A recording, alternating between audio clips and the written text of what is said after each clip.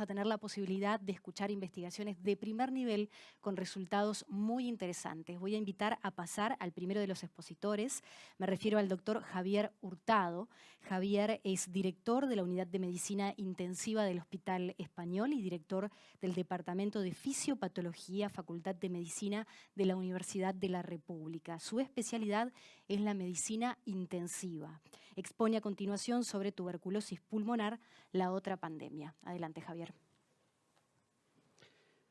Bueno, muchísimas gracias por la oportunidad de poder compartir en esta instancia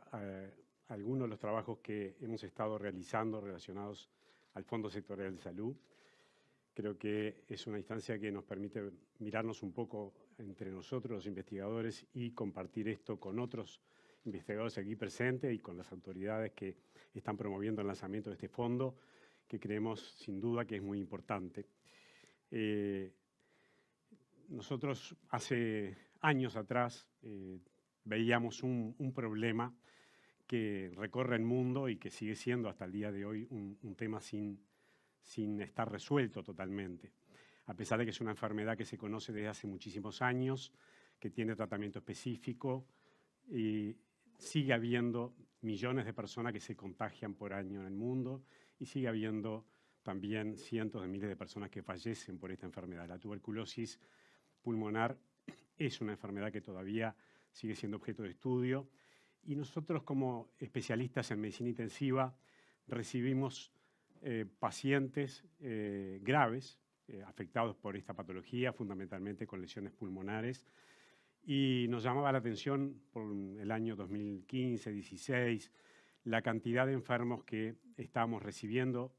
con características muy peculiares y diferentes de otras patologías respiratorias. Entonces, decíamos, bueno, esto es producto de que muchísima gente, la cuarta parte de la población, en algún momento se infecta con la micobacteria tuberculosis, que es el agente de la enfermedad, y a pesar de que es curable y a pesar de que es prevenible en algunas circunstancias, estos pacientes a veces desarrollan formas graves de la enfermedad y terminan en una unidad de medicina intensiva.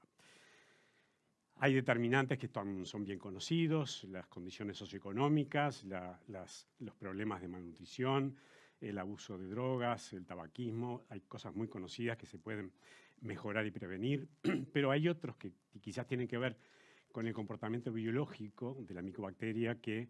puede también explicar la gravedad y la progresión de la enfermedad. No nos vamos a detener en describir los detalles del ciclo biológico de la infección, cómo se contagian las personas, cómo a veces desarrollan la enfermedad, a veces no, depende de su estado inmunológico, a veces queda en formas latentes que se desarrollan años después, pero en alguna forma esta infección no está finamente controlada y no está erradicada. En el año 2016 surgió, creo que fue el primer llamado del Fondo Sectorial de Salud, y creíamos que este tema tenía que estar y que nosotros teníamos una unidad de trabajo en la cual podíamos elaborar información y generar algún tipo de conocimiento. Entonces quisimos focalizar en identificar pacientes graves y a estos pacientes avanzar hacia marcadores que tuvieran valor pronóstico y acerca de los mecanismos patogénicos y de la virulencia de estos gérmenes. Esto se inició en un grupo de trabajo del Hospital Español, algunos compañeros que nos acompañan en este momento, y naturalmente teníamos que entrar en contacto con la Comisión Honoraria de Lucha Antituberculosa, que es la que comanda las políticas de salud en este sentido, y también creímos necesario e imprescindible formar una red de trabajo vinculándonos con la gente de Biología Molecular del Instituto Pasteur y con otros servicios de la Facultad de Medicina. De modo que generamos un grupo de trabajo que dio inicio a este proyecto, donde se involucraron muchas personas, y el tema, por esas fechas, en el 2017, en los reportes de la Organización Mundial de la Salud, mostraban la importancia del tema, dado que la tuberculosis era, en ese momento, en noveno lugar de las causas de muerte, entre todas las posibles causas de muerte en el mundo, lo cual hablaba de la jerarquía de este tema. entre las causas agentes infecciosas era la primera causa de fallecimientos, y 10 millones de personas en ese momento contraían la enfermedad en los reportes anuales que se publican sobre esta patología. 1 millón y tantos, 300.000 personas fallecían a causa de lo mismo, y otros 374.000 fallecían también asociando esta enfermedad a la enfermedad VIH, que es una asociación relativamente frecuente y que tiene una sinergia en la mala evolución de la enfermedad. Estas curvas lo que muestran en aquel momento, y son tomadas de estos reportes del año 2016, 2017, muestran que a pesar de todo esto, las políticas de combatir la enfermedad habían logrado, en la curva verde se ve un descenso en la incidencia de casos, y también había un descenso en la mortalidad de casos de lo que se estaba reportando en el mundo. Y en la región de las Américas, Uruguay tenía una posición intermedia, digamos muy parecida al promedio de la región, con unos 27, 28 casos por 100.000 habitantes, muy por debajo de los países que tenían cifras bastante más severas, pero una situación que no era para nada cómoda para nuestro país, porque la tendencia de los últimos años, desde el año 2000 al 2017,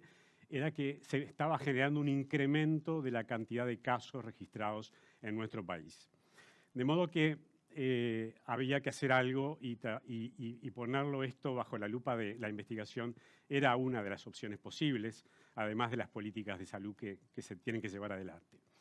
Este estudio, que comenzó por esas fechas, sufrió, como todas, la medicina nacional y como todo el sistema de salud, el embate de lo que fue la pandemia de COVID-19. Y así representadas las curvas que oficialmente se comunican habitualmente desde el comienzo de la enfermedad, la primera ola generada por la variante Gamma, que fue particularmente grave y generó enorme cantidad de casos graves, internaciones en CTI, y nosotros tuvimos que transformar la unidad nuestra en una unidad COVID, y dejamos de recibir pacientes con tuberculosis, que ya no venían más al Hospital Español. Todo el hospital 100% se dedicó porque fue designado centro de referencia. La variante Delta no generó un impacto tan fuerte en la cantidad de casos, probablemente está asociado ya al desarrollo de porcentajes altos de vacunación, y después la Omicron, que se introdujo a principios de este año, produjo enorme cantidad de casos, pero no tan graves, y no ocuparon todas las camas y las instalaciones de nuestro hospital. Ahora, pasada esta incidencia tan grave que hemos vivido durante 2 años, volvemos un poco a ver aquellos pacientes con tuberculosis que teníamos en un principio y otra vez a retomar la historia del estudio y el trabajo con esta enfermedad. En esta infografía que publicó la Organización Panamericana de Salud, establece en resumen 2 o 3 conceptos que me parece que son muy importantes señalar. La COVID-19 ha revertido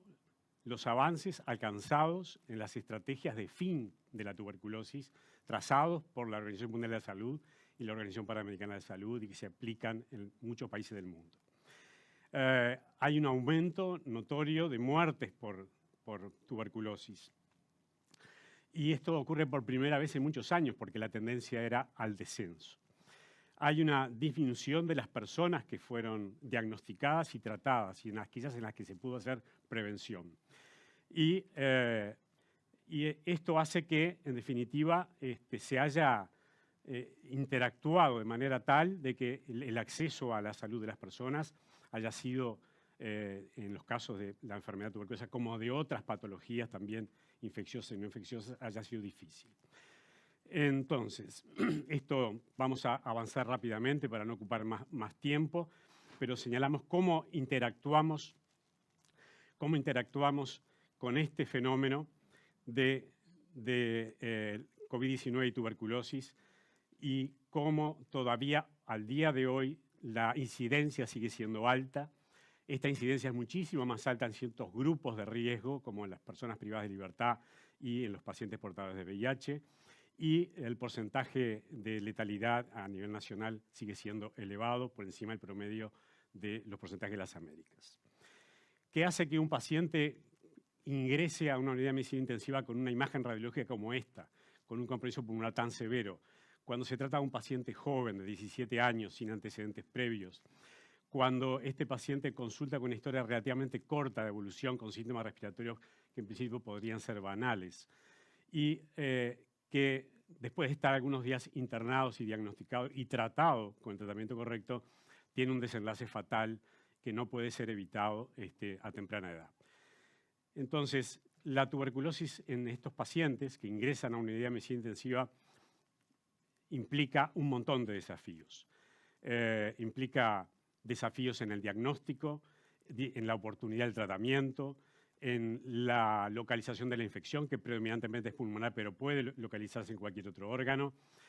Se asocia con otras infecciones, como COVID o como con neumonías bacterianas. Es frecuente la asociación con VIH, como hemos mencionado, y tiene una altísima mortalidad por encima del promedio general de los pacientes críticos. Una pincelada solamente de un primer grupo de pacientes que recogimos a lo largo de los años con tuberculosis en nuestra unidad, una centena de pacientes, donde se ve que su promedio de edad es de 40 a 42 años, se ve que en alta proporción necesitan apoyo respiratorio artificial, que tienen además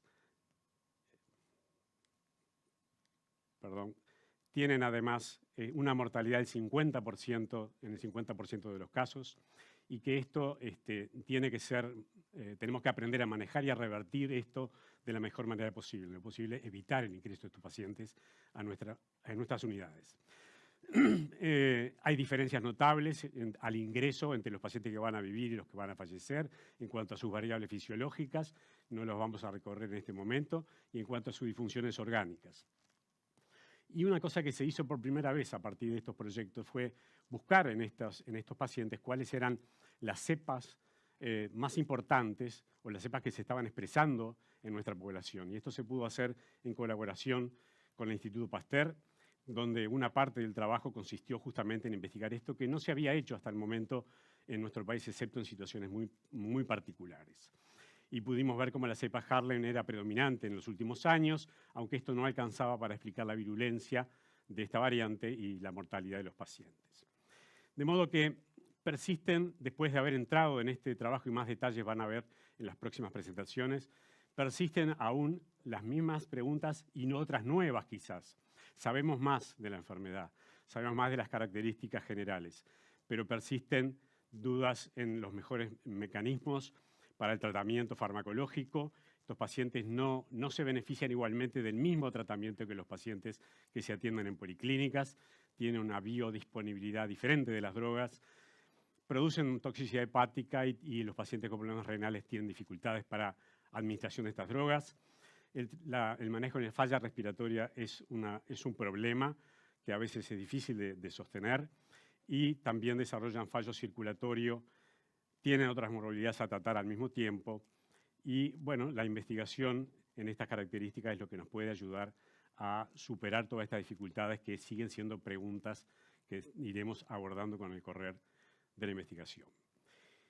Esto es una parte de la investigación que hemos realizado, esto es investigación translacional, es la pregunta desde la clínica hacia los laboratorios de investigación básicos, las respuestas de los laboratorios para ayudar a la clínica y a la mejora de la calidad asistencial,